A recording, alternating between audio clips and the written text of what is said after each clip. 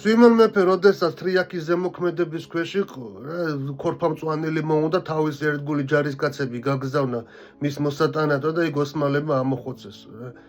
ამას გვეუბნება ისტორია, მაგრამ მე ამისი არ მჯერა, რადგან სვიმონი არ იყო ეგეთი კაცი.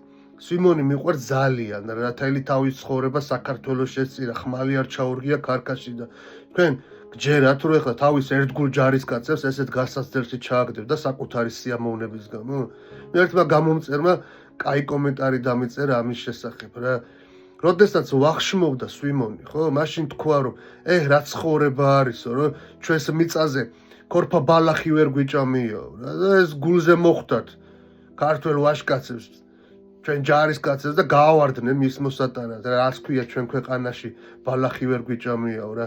აქვს ესეთი გულის წყვეტა ქართველ კაცს ხომ ეხლა ჩემსკენ მაგალითად სოფელში მართუხლართი რო არის ბიჭები გადავიდნენ რას ქვია ჩვენ მდინარეში ვერ გვიბანავიაო და გადახდნენ იბანავის რა და ეხლა იმდროინდელ ვაჟკაცებს არ ეკნებოდათ ეს განს და ის გასაგები არის რომ თრიაქზე შეჩვეული იყო უკვე ალამუთის ციხეში 9 წელი რო იყო დღეს ნახევარზე მეტი საქართველო მაღაზია შეჩვეული და ბოლო მეფე არის და თან კიდე ალამუთის ციხეში არის რა იქ რა 9 წელიც კიდე პატარა დრო არ არის რა.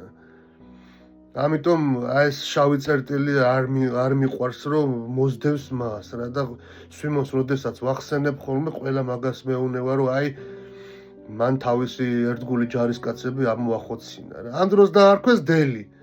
სხვათა შორის და გაბრაზდა ამაზე ძალიან. დელი ნიშნავს გეიშს. გააბრაზდა და ხელახლა შემოარტყა გორის ციხეს ალყა და აიღო და განდევნა ოსმალები რა. ძალიან მაგარი იყო სვიმონი.